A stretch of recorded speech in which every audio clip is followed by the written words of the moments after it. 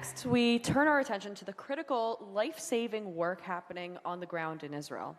Representing Magen David Adom, Israel's National Emergency Medical Service, is someone who is no stranger to fighting for Israel. Please welcome former Israeli ambassador to the UN and global president of Magen David Adom, Ambassador Gilad Erdan. So, Gilad, I know you're here representing Magen David Adom, but I have to start off asking you about your time at the United Nations. What insight can you offer about, the current struggles that Israel is facing in this place that's supposed to be a place of unity, a place of belonging, a place of mutual interest in a greater good? So first of all, hi Tamar, thanks for having me, and good afternoon. I'm very happy to be here with you in Miami, in Bal Harbor, and I thank this great community here for your support for the State of Israel. I thank you from the bottom of my heart.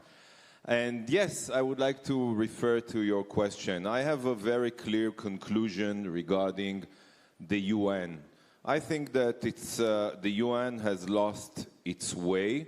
It's basically lost the justification to exist, because today the UN is truly part of the weapons, of the arsenal of rogue states and terror organizations. And when we ask ourselves, how is it possible when we look at the UN and we see all these crazy resolutions being passed there? How is it happening?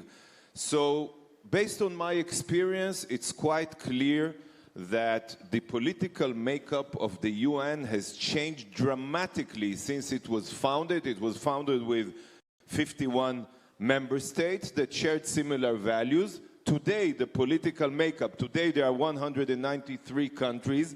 One-third of them, almost one-third, 56 countries are Muslim countries.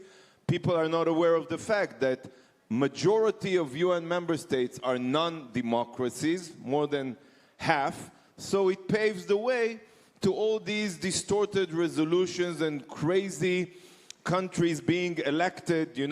Sudan and Somalia and Cuba are right now on the Human Rights Council. They were elected by the General Assembly.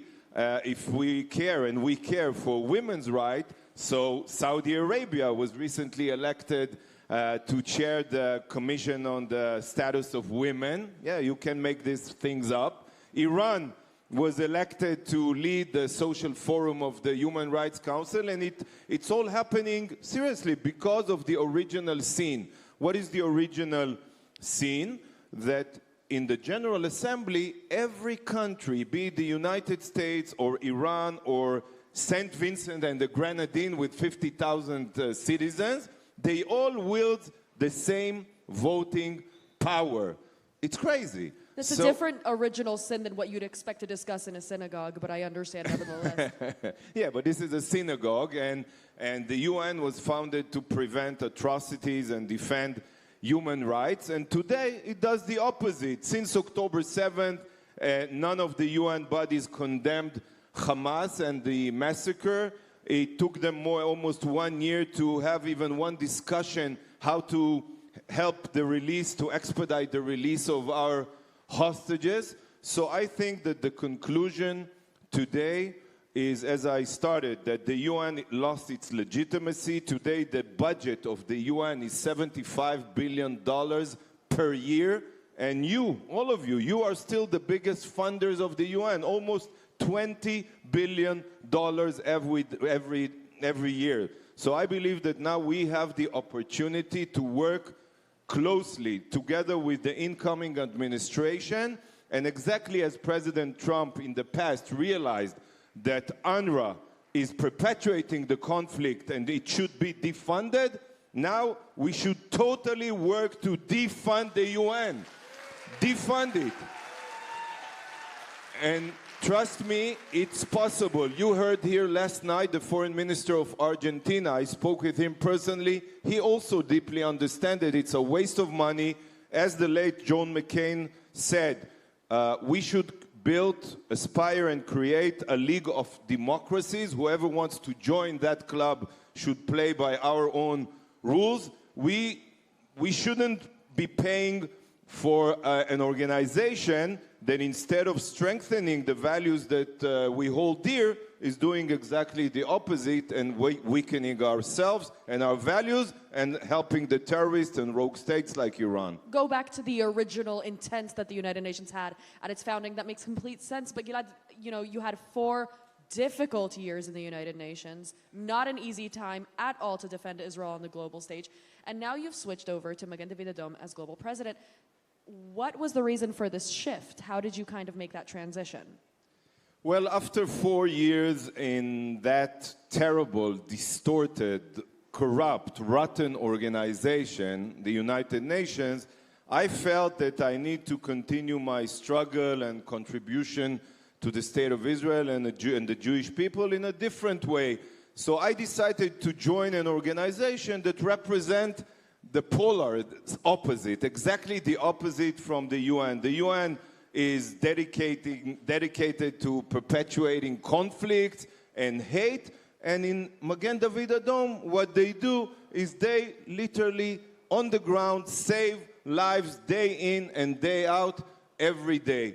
So I feel really, truly privileged and honored to represent Magen David Adom as their global president. And today one has to understand that Magen David Adom holds exactly the same importance like the IDF. The IDF is protecting, defending our borders, and Magen David Adom is saving lives within our borders. But today, if you look at our enemy's strategy, what is their strategy? They know that they cannot defeat our great military on the conventional battlefield. So what do? On the one hand, I learned it from the UN, they try to weaponize the UN against us to help them to survive against our military.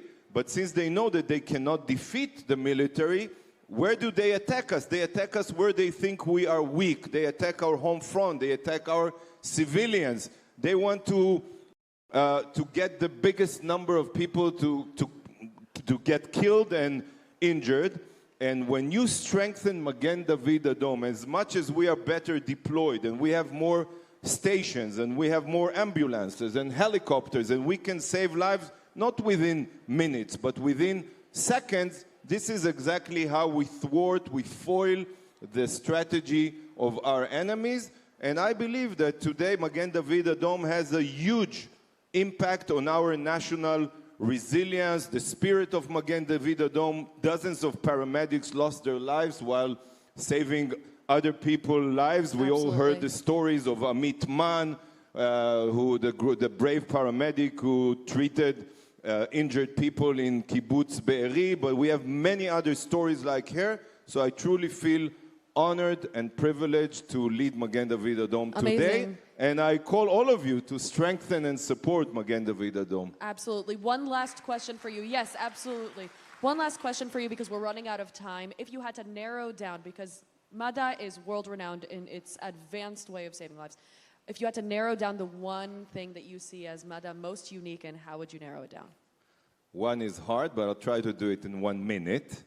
We're on a time crunch here. Because there's a lot of confusion in the Jewish world about Magen David Adom. So I want everyone to know that if you analyze what's happening in Israel on the ground, Magen David Adom is the only national emergency medical organization in Israel. We are responding to 95% of the emergency medical events in Israel. 95%. We have 1,800 ambulances. We have built the most advanced and unique blood bank in the world. We have built an underground fortified blood bank that can function even under barrage of rockets and missiles. And we can, by doing so, today, during this war, we can send blood units to our soldiers that are fighting on the front lines, and we succeeded to